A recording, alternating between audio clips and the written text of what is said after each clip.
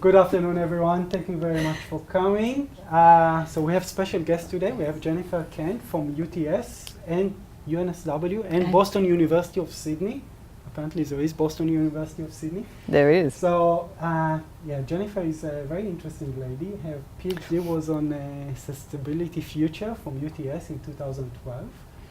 And she's doing a lot of interesting stuff. So the truth is that Oliver suggested me to invite Jennifer, and when I read a bit on Jennifer, I thought that it would be great because, as you know, there is different way to fight climate change. Solar cells, PL, of course. Everyone agree, yeah? PL is a great way to do something with climate change, but another one is community and engagement of the community. So I don't think that we can fight climate change without engagement with the community. That's my and belief. That's exactly what Jennifer is focused on. So it will be interesting talk. So thank you very much for coming. Oh, thank you, Sue. Thanks for the invitation, and to Oliver as well. Welcome, thank you. Jennifer. Okay, thank you.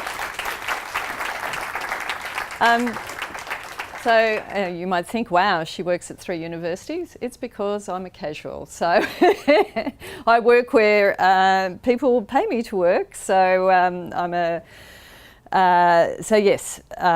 being a casual academic, I tend to move around. And as I say, I'm a bit of a hired gun. So if you're interested, you can possibly hire me as well after this, depending. So look, mostly what I'll be talking about is really based on my PhD. So my PhD, I did that through the Institute for Sustainable Futures at UTS, which is quite an interesting faculty. It's not a teaching faculty, it's primarily a research and consultancy, plus they have a postgraduate program as well.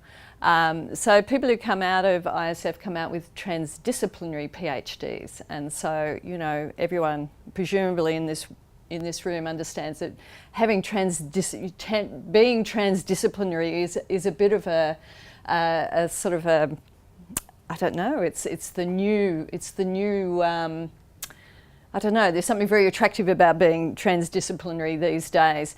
The reality of it is, though, that we're really stuck in this situation where a lot of people don't understand what transdisciplinarity means, and they don't really understand how you can do that within a PhD. So you might get an understanding of that as I go along. But I wanted to really start from today, because we're in February now, almost March 2019. We're coming up to a federal election, and climate change again is becoming a leading issue. And how do we know this? Well, it's been in the news. The coalition government has rushed out some policies. You might have seen that in the news lately. I think it was just this week or last week. And it's supposed to excite the community and demonstrate their credentials on climate change action. The community is somewhat cynical, I'm going to suggest. We've seen this before. In fact, it's feeling remarkably similar to the 2007 federal election, which was just before I started my PhD in 2008. So here we are again. The Prime Minister, John Howard, at that time, a climate change denialist faced with electoral defeat and heightened community concern, sent a booklet to every Australian household under the campaign title, "Be Climate Clever, I Can Do That." Does anyone remember that in this room? Do you remember that campaign? Someone's nodding their head? Yeah, great. Okay, and I'm sorry I forgot in my excitement to acknowledge that we're meeting here on the land of the Medigal people, who are the traditional custodians of the land, and I'd like to pay my respects to their elders past, present and emerging, and also acknowledge that they never ceded sovereignty over this land. And sorry, that was supposed to be my very exciting groundhog slide. So hopefully this will work, and this might remind you or give you a bit of a flavour of, if this works for me. I'm never particularly good with the technology, but we'll see how we go. The federal government is working hard to look like we're taking action on climate change, like implementing an expensive media campaign. I don't know much about implementing effective climate change policy, but creating an ad campaign to make the government look greener, I can do that. We've already made huge advancements in renaming coal to clean coal, and we're working on changing nuclear to nice and happy nuclear. I don't know much about rising sea levels, but by me and my family floaties, I can do that. And we're making a commitment to not make any commitments. That's our commitment to you on climate change. I don't know much about politics, but vote for a party that's serious about climate change. I can do that.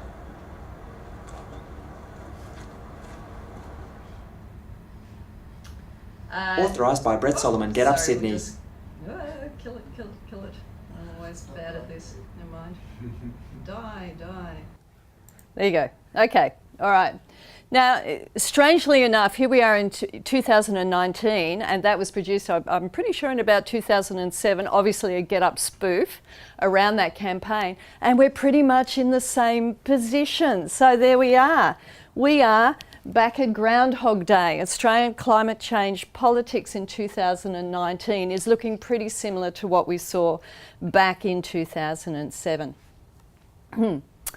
So anyhow, just to go on a little bit with that history, Kevin Rudd romped home in that election in what Christopher Roots in 2008 described as the first climate change election.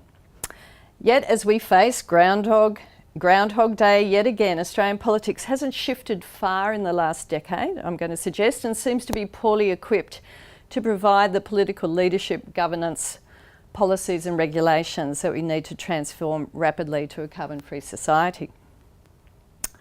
So at this point, it's rather tempting to provide the context around climate change through the story of how climate science shows us that global warming is occurring and at rates much faster than the conservative models published in the IPCC reports predict, and the devastating impacts that not only await us and future generations but are also occurring now.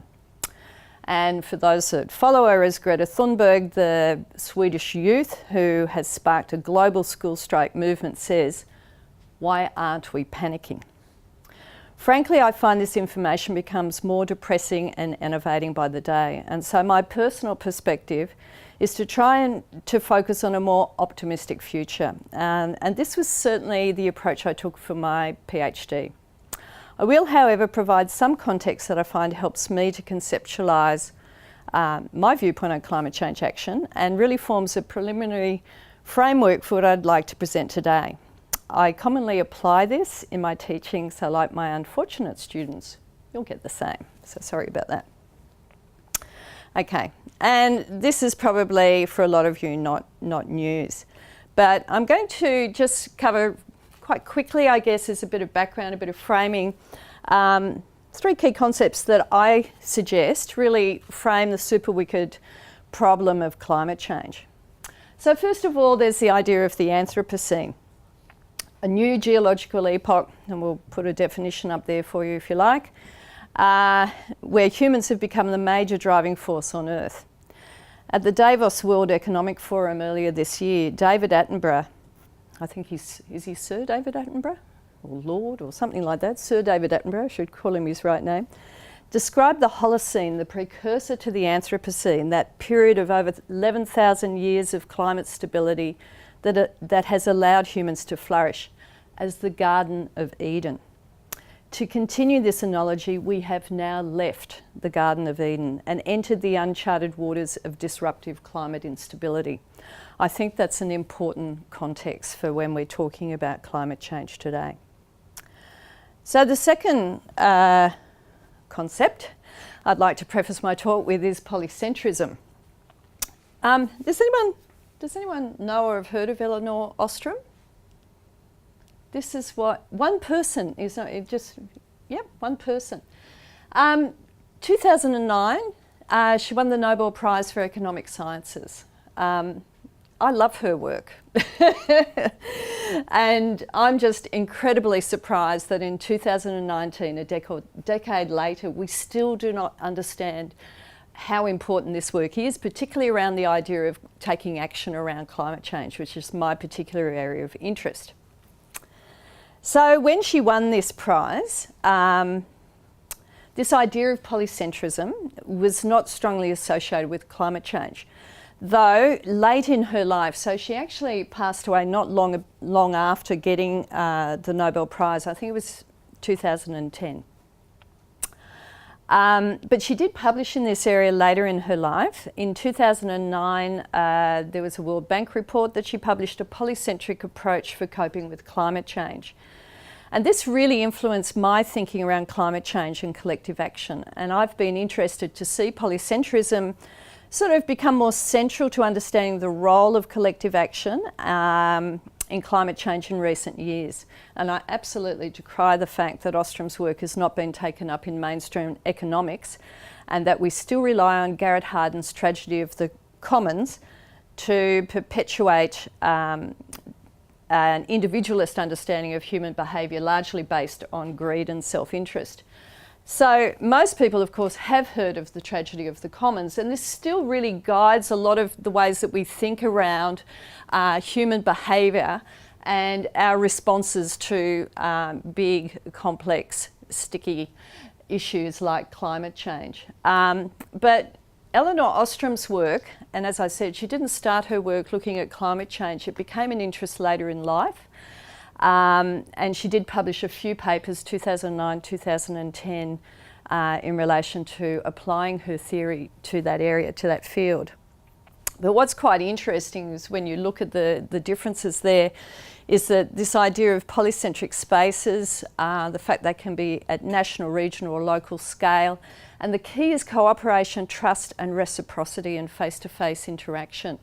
This says to me there's something really important that talks to me about the idea of people coming together in groups and taking forms of collective action on climate change, which was really the focus of my PhD. Okay, so the third and final perspective, and again I'm probably not showing you anything new here, is the idea of planetary boundaries, which Stefan et al., they published earlier than that. Johan Rockström from the Swedish Environment Institute, I think, first put forward this idea, and not to go into any detail of it, but it's become quite a useful tool, I think, for identifying, well, number one, that we've got a lot of systems, Earth systems in big trouble at the moment.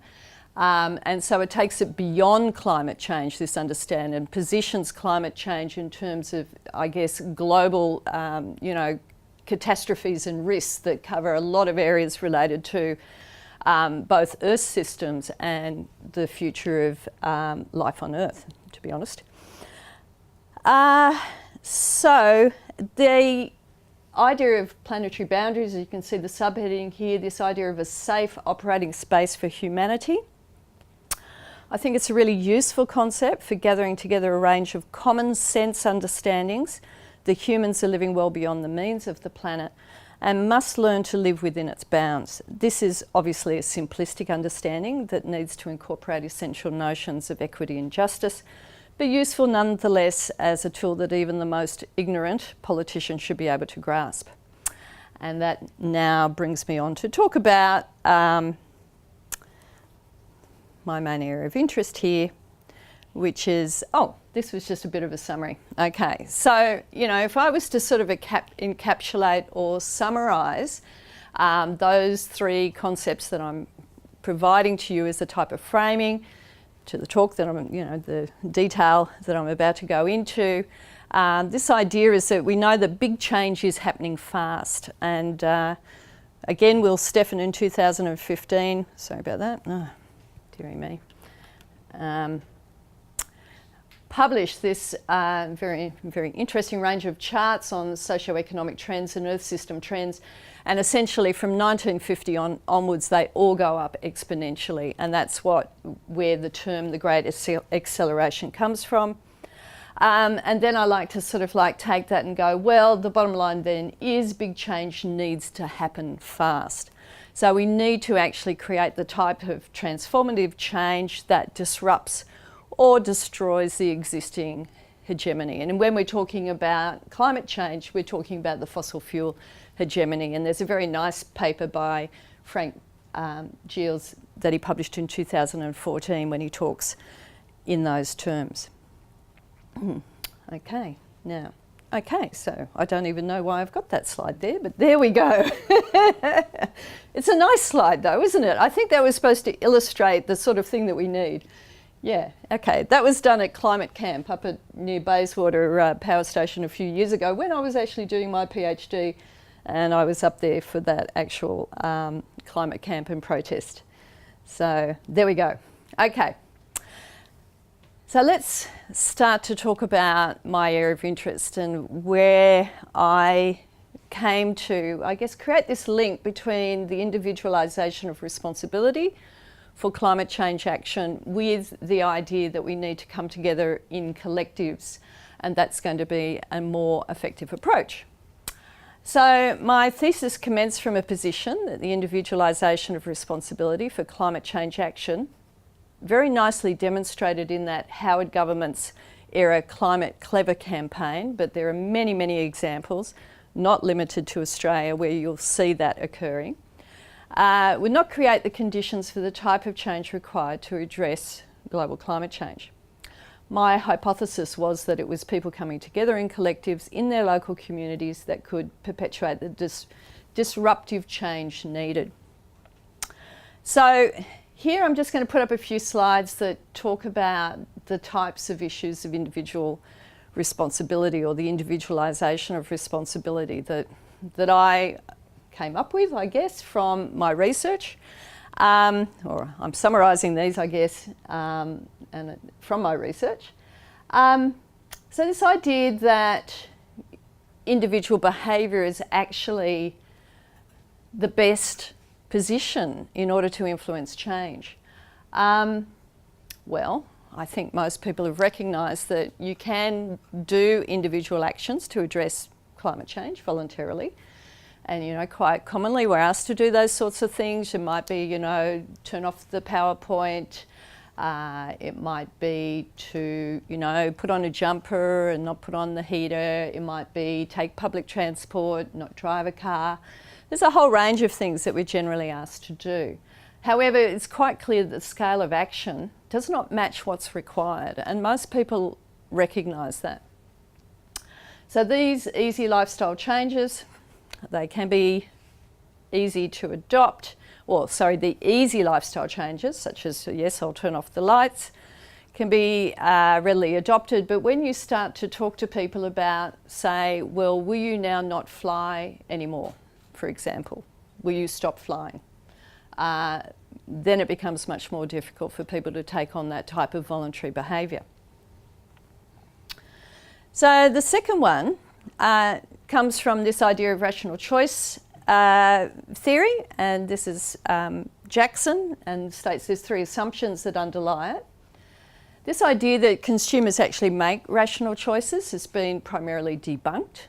And so I'll just move on from that because there's nothing much else to say. The value action gap, which I find really fascinating. So it's this idea that people's environmental values and the actions that they're willing to take often don't match. This has been, Colmerson and Adjaman in 2002 wrote about the value action gap.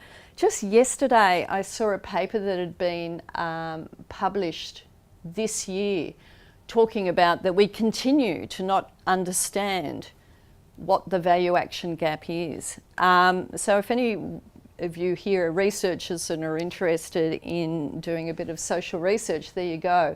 There's a nice area you can get into. This idea, though, of the value action gap is that people feel that they have little... Oh, sorry, before I go into that. So what is it? So people have a particular set of environmental values, and quite often the actions don't match it. So when you're looking, for example, say you're the government and you want to you put out a nice policy that you think that people are going to take up, and they actually say, yes, I will not take a plastic bag at the supermarket, for example. Say that your policy's around that. And that aligns with their values. They say they won't do it. And what happens when they go to the supermarket? Guess what? They take a plastic bag for a whole range of reasons. So that's an example of the sort of a very simple example of value action gap. And quite often when we come to this idea of climate change, the value action gap really sits around this ability that people feel that they just do not have the level of control that is required to make the changes required to make a difference. And that's really a simple and basic idea, but would you believe it's not the way quite often that our politicians and policymakers perceive the issue. They feel that we should just be, as individuals, going ahead, doing our thing, and climate change will somehow be resolved. The final one is related to this idea of technological innovation, and I imagine I'm in an audience where this might be a popular response. However, what's known around technological innovation is you cannot ignore the social and cultural context of that innovation when you're trying to introduce a new innovation, whether it's solar PV on rooftops or whatever it is. It needs to have it needs to be recognised that there is a relationship between that technology and the people that are going to use it. Think about smart meters, for example. There's been numerous examples where a technological innovation has been introduced, but without sufficient understanding of how people might relate to that technology. So we need to understand that. And here's just, a few examples. For example, great, that we've got lots of appliances in the home, and we might turn things off sometimes at the power point, but if we don't, we've got this increasing hidden power usage of standby power. And then there might be something else, and this is an area that I find really fascinating. There's an area of theory called social practice theory that Elizabeth Shove from the UK has published in, and a great example of that was from the UK when I think it was Neighbours, or one of those great soapies, finished at the one time, I think it's 6 o'clock at night, and it's watched by millions of people in the UK. And when the show finishes, everyone races and goes and puts on the kettle for a cup of tea. A power surge occurs. What's that about? But that's the idea, that you need to take into account the social and cultural context for how these things occur. All right, so now we get a little bit more into the nitty-gritty. I don't have my notes, so it could get a little bit dodgy from here on in, but never mind. So there were two main theories. I'm only really going to talk about one that I applied in my research, sustainability transitions theory, and the reference there is Greta. Is anyone familiar with that theory, just by the way? No? Okay, all right. It's probably would take me a lot longer than I've got to go into the detail of it, and you might see that the beautiful graph on the right is rather complicated. There's some key elements here that I guess I'd like to point out. So firstly, sustainability transition theory, or it's also originally called socio-technical transition theory, is looking at shifts related to socio-technical innovations and to consider how social change might occur from the bottom up. This idea of grassroots innovation, so I'll talk about that shortly. I don't have a pointer, do I? You can use your mouse. Oh, the mouse. Oh, that's right. Yes. Okay, great. All right. So the second aspect to think about here is this idea of the multi-level perspective, which is Frank Giel's again, and he's written on this, and this has been really popularised, particularly in Europe. So a lot of the research that's done around sustainability transitions actually occurs in Europe, and in particular the Netherlands is a hotbed for this, and it's actually penetrated into their policy there. So it's quite interesting, ideas of transition management. I'm presuming you may not be aware of that either. The multi-level perspective was particularly of interest to me, and I came across this theory quite late in my research.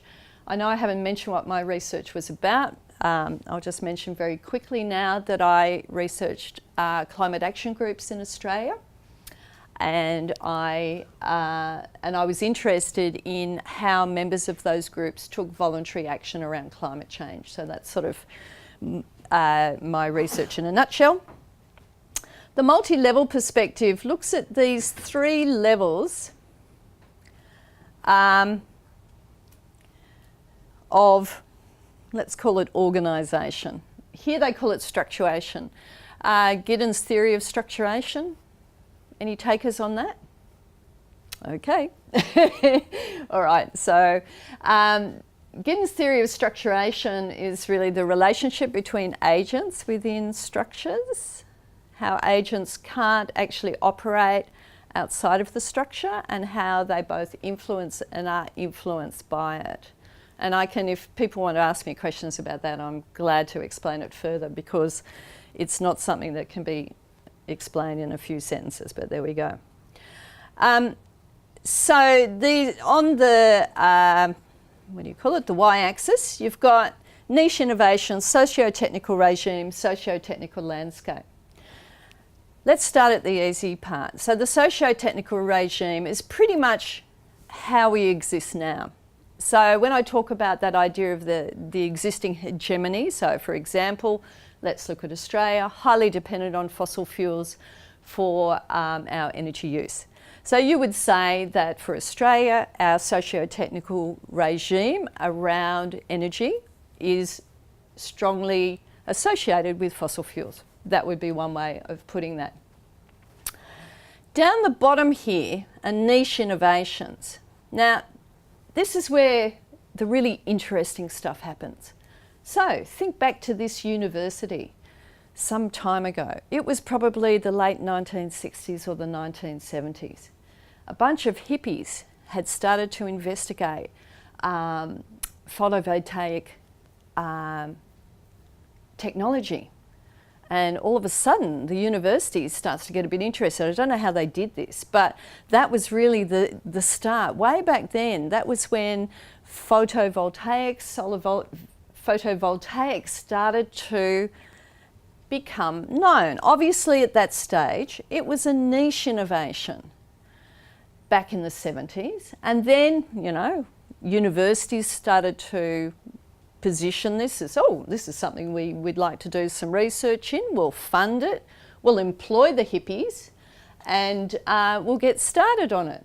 And then obviously from there, let's go to 2019, 2 million households in Australia or thereabouts has got solar PV on their rooftops. That's what you would call something that was a niche innovation, which is sort of in that area going up towards becoming a socio-technical regime. Not quite there. Now, the other interesting thing is the landscape, and that's sort of like the big picture stuff. That's happening above, but there's a really, really interesting example that I like to use on that. So we have a tsunami that hits a nuclear plant in Japan, in Fukushima. And in response to that, the German government decides to move away from nuclear energy. They decide that they're no longer going to support it, and they're going to dismantle their nuclear energy facilities. That's what you would call a change at the socio-technical landscape level. So I think from doing a little bit of an explanation from that, you might have a bit of an understanding how this can become quite an interesting tool for thinking around things. And in particular, as you might imagine, because I was talking to people, regular people who were in their local communities, passionate about taking action on climate change, coming together in groups, and they're calling themselves climate action groups. They were engaged in a whole range of things that I would describe as sitting within that niche innovation area. Okay, so there is, like everything, there's a bit of a theory and a definition for it. So Seyfang and Smith popularised this term of grassroots innovations, and so they took the multi-level perspective from sustainability transitions theory. Their interest was around what's happening at the grassroots. Why have we got all of these really interesting things bubbling up? Why have we got all these community gardens starting? And then there's a community currencies transition towns movement, carbon reduction action groups, climate action groups and the like. Why are these all bubbling up from these local grassroots levels? They thought that that was very interesting, and so they started to create a bit of theory around it, and grassroots innovations, as you can see, this idea of networks of activists and organisations working from the bottom up. And they're responding to local situations that really relate to their local community. I think you can start to see now why I'm interested in Elinor Ostrom's theory on polycentrism, and when you relate it to this idea of grassroots innovations. Okay, now we go into these sort of little diagrams, and this pretty much summarises what I came up with in my research. So the work of Lorenzoni et al. Really informed the bit on the right. Let's see if I can do that with my mouse. And so in their terms, they were saying there were three main things that you need in order for people to take action around something like climate change. So they need to understand it from a cognitive, they need to understand what climate change is, so a cognitive perspective. They needed to be somehow emotionally engaged with the issue, and they needed to be taking some form of action. And that pretty well described the types of people that were in the climate action groups that I researched. One group, for example, in Victoria, had about something like 7 out of the 8 members had PhDs. A lot of people who were in these climate action groups at the time, bear in mind my research was done in 2009, 2010, had backgrounds in science, or it might have been agriculture. So they certainly had the capacity to understand the science around climate change. They had a cognitive understanding. Effective? Yes, they were emotionally engaged with the issue. And I have some, I actually ran the focus groups, I recorded them, and then I just transcribed all the notes from that, and I used that in my research. I came up with a series of case study reports. They were appended to my thesis, but I can still remember, and actually even now I can feel my own emotions in terms of I can still remember some of the things that they said, and that's going back 10 years. I couldn't look myself in the mirror if I didn't do something about climate change. I'm doing this for my grandchildren. My children think I'm mad because I'm spending all my spare time doing this work, but I have to do it for my grandkids. That sort of stuff. They were emotionally engaged with the issue. And the final thing, were they taking action? Indeed they were. It could have been letter writing, it could have been advocating, they could have been going to the politician's office, some form of direct action, setting up a bulk buy of solar PV, doing stalls in their local market, whatever it was, they were taking action. So those three things connected, and they definitely were demonstrating that they were engaged on climate change action. You might see that interesting thing around social scare and moral shock. I'm not going to go into that now. We can talk about that later. But what was quite interesting is that when you were talking about the people, like my research cohort, that are obviously highly engaged with the issue, what about everyone else? Why do people not act? And of course, that's a really huge question. And there's a whole range of research that deals with that. And I'll just mention, if you're interested in it, Kari Marie Norgaard's work, where she has done research in a Norwegian community in particular, and looked at the sorts of reasons why people fail to take action around climate change. It tends to be around fear, disempowerment, and denial. Okay, so again, I'm not going to go into that one, so let's move on. So when I was thinking about this idea of the individualisation of responsibility, there was another angle I was sort of interested in as well, because I knew that people did take action in their homes and lifestyles, and you know, this was not a bad thing. But it was different to what I thought was where the really important action needed to occur. And so this is just a little illustration of that the people can take individual action in their personal and private spheres. That tends to be that type of individualist action that I'm not so concerned about. But then there's something else, and that there's those people, and you can talk that they're situated or structuration oriented, that take action around climate change in the public sphere. Okay. So this is pretty much summarises, so I won't be much longer here, the results of my research.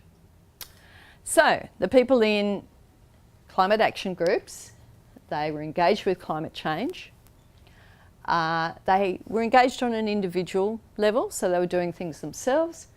I really loved this other group where I only had like 4 or 5 people in the focus group, and 2 of them were driving Priuses. I thought that was pretty good. We are talking about 2010, so they weren't, you know, this was quite new and expensive vehicles that they were driving, but that was part of their commitment to drive a Prius, hybrid car at the time.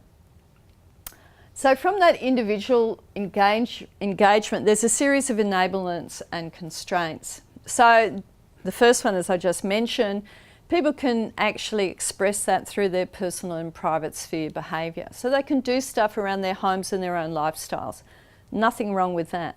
But if we're looking at some form of larger scale change, then according to people like Seyfang and Smith and Eleanor Ostrom and others, and myself, we need to be taking some form of collective action. And this requires a slightly different set of people and behaviours, if you like. And so with that collective agency, there is an idea of, I've put up there, people like me. So these are people, like-minded people. They had quite a similar demographic, similarly highly educated, tended to be older people who had time and money to spend on voluntary action, taking voluntary action in groups on climate change. And they expressed their agency in the public sphere, not only in the private sphere. They knew that they had to be making a difference outside of their own homes and lifestyles, and so they were doing that. And in that, they were expressing a type of political or democratic agency. So let's look at that in a slightly more detail. So the idea, and I sort of came up with this idea of a virtuous circle, not my idea, but this is how I sort of saw how people who were coming into those climate action groups were being influenced by that group process. So first of all, they came in with that level of individual agency. They're already highly engaged around climate change as an issue. Then there were certain enablements. They were personally empowered. They actually trusted in political action. So they didn't think that we shouldn't be engaged at a political level. They thought that that needed to happen. They were reflexive. So they actually thought very deeply and reflected on their actions. But they came together in groups and formed a type of collective agency. And that collective agency did a lot for them. It helped them to build up confidence. They were able to develop and enhance their skills. And they developed what I described as a democratic agency.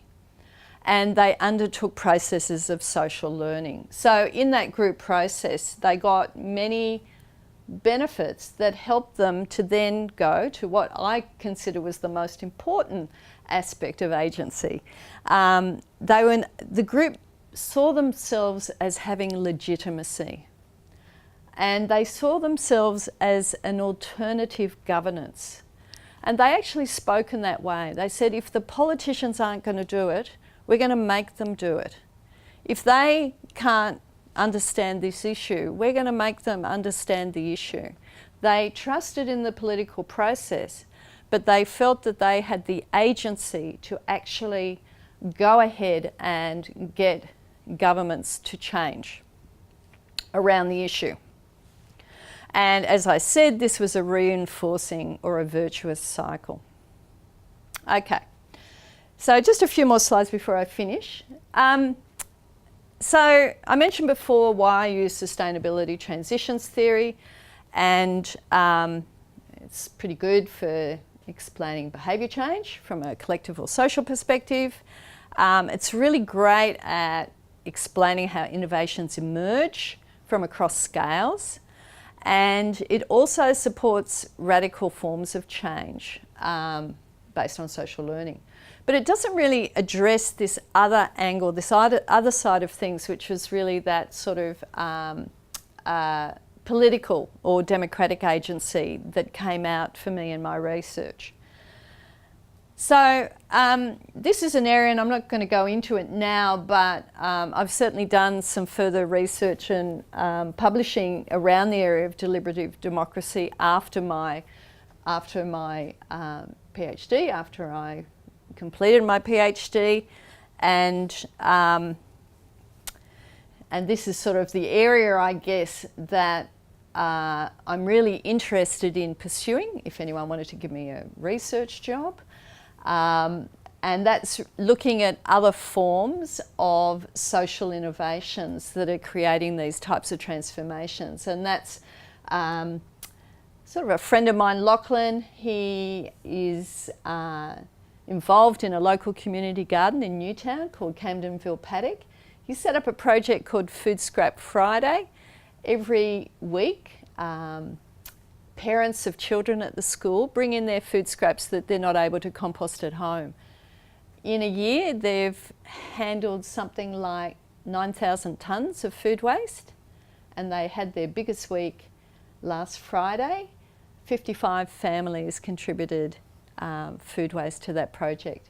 And the food scraps are, you might see, there's a whole bunch of different composting systems behind there. That's the garden. The school's right next door, so the garden's actually on school grounds. And that's, I guess, the type of local grassroots action that I'm really involved in, that I'm really excited about and would like to research and get further involved in. Okay. All right, so this is probably my, hopefully it's my last slide. Oh yes, it is, wonderful. So that's, I guess, the area I'm interested in. How do we activate agency? So this idea that we need to rebalance responsibility. We can't keep on focusing on individualised responsibility, but we need to establish a shared form of responsibility. And I've described that there is a type of social contract between states, so let's think about it, governments and their citizens, in order to create the sort of change, the sort of future that we want. This implies greater democratic deliberation between states and their publics, and this is where that area of deliberative democracy comes in. Perhaps we haven't got enough democracy happening. Perhaps we haven't got enough deliberation where governments are listening to their publics around important issues. And the final point there is that we really need to start to shift power from governments and global institutions to civil society. And we're seeing that more and more. If anyone follows the United Nations process around climate change and any of the research that's done around that, mostly people are saying that's not where the action is. That process will continue, but we've had the United Nations Framework Convention on Climate Change operating with annual meetings, plus the meetings in between. So the annual COPs, Conference of the Parties, for over 25 years now, and we still don't have a sufficient response to deal with climate change. So for most people, they're saying the global process is not working. We need to actually start to look much more at the local level, whether it's at cities, communities, local councils, states. We're not going to get it from that global process. And that's it. Thank you.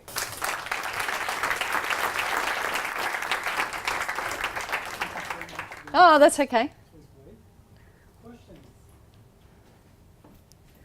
Oh, I stunned you all. Oh dear. Yeah. Starting your research back in the 2008, sort of thereabouts. Yeah. Are you frustrated by the lack of movement, certainly from a political perspective now in 2019? we're still talking about the same things as you said that we were leading up to the 2007 campaign. And look, I probably wouldn't describe it as frustration. I just think, and this would be, I'd be also repeating probably what my research cohort would say, is that, the community will lead on this issue and the politicians will follow. have you seen that community leadership sort of? Absolutely. And I'll just say that for some of the people, as I said, I did focus groups with climate action groups. A number of the people that were in those focus groups now have leadership roles in national organisations that deal with climate change. And that's from a community perspective or a civil society perspective, not from a government perspective. So that's really proof, if you like, to me anyhow, of how their involvement in those local groups really helped to, sort of like transform them individually, but also provided them with the sort of skills that they needed to actually go on that trajectory. So it's really interesting to see. Yeah. Yeah, thank you for the talk. It was really interesting. Okay, great. As you said, there's, community will lead and politician will follow, hopefully, right? Yeah. That kind of shows up that there's not an inaptitude, but something missing from political point of view as a system where you said, if communities has to be the one leading for the politician to follow. Yeah. Have you researched or looked into what a community-led government system would look like? Okay, yeah, that's a really interesting question. I have to a certain extent, and certainly in my thesis I looked at things like cosmopolitanism, for example. But I guess I'm really interested in how this is starting to play out in terms of research and in the field that I'm interested in. And I look, and I'm not actually paid to do this work, so it makes it a little bit difficult for me. So the research I do is because I just really like doing research and I find it interesting. But I'm not getting paid to do it, so I don't have the luxury of being able to go, oh yes, I'll just publish on this and that and the other. But there is, and I'm just trying to think where I'm starting to see this. Certainly in the sustainability transitions theory area, there's some really interesting work. I follow a sort of like a conference, Earth Systems Governance, where they've gone very much from a position of taking a sort of a more global perspective, and now you're starting to see a lot more of this research around the grassroots coming up. So that's a conference I've followed since, I think I went to the first one in about 2009, and they're held every year. And so I've seen that increase, that there's more and more sessions and presentations actually taking that perspective. And that says to me, well, the research is starting to shift from this idea that we're going to have a global top-down response, that actually the response needs to come from the bottom up. So that would be another piece of evidence that I would use. But in terms of theory, deliberative democracy is really interesting. I can't really tell you a lot more about that in this short amount of time we've got, but I can lead you on to references and stuff like that if you're interested. So, yeah. I've got a question. So interestingly, when you did your research in 2007, right? No, 2008 I started. Okay, 2008, whatever, right? A year more or less. But it's It roughly was 10, after Howard. it's roughly 10 years away. And, Yeah. And now the IPCC, the latest report, gives us about 10 years to have radical change, systematic change. And I personally believe that's vastly optimistic, because all the tipping points and the feedback cycles are not included and so forth. So how do you see that radical shift can happen in such an insanely short time? Yeah. When it hasn't happened in the last few decades or 2 centuries. And and the other question, maybe that follows on this, what do you think will happen with the society if we actually can't make that shift, because that's the thing that we block out usually. We think in Hollywood terms, there's gonna be a happy end, of course. Well, we can think of Hollywood terms in either way, because there's some great climate change disaster movies, and I really love them, to be honest. I love following climate change movies and books, because I just think they excite the imagination so much. Look, that's a pretty tricky question. So what would need to happen is what would need to happen to really get that shift in such a short time, something that we've never done before, I believe. Well, it's, like when Giels talked about this idea of destroying the regime, for example, if you look at that, if you sort of try to unpack that a little bit, effectively you're saying you've got to destroy the carbon economy. Let's just put it in that way. Okay? Now we can do that. There's a lot of hard work to be done, but it can be done, and it's happening. It's being shifted in ways. One of the other areas that I've done a bit of research on, I've actually published on, is the fossil fuel divestment movement. Now, I don't know if there's been some interesting things. Only this week or last week, Glencore comes out and says, due to shareholder action, that they're not going to support any new coal mines, for example. And then in terms of divestment, I think part of the pressure was I can't remember the organisation, but it's got like trillions of dollars of investment, which can be put towards divestment action. So I think I don't see any one response.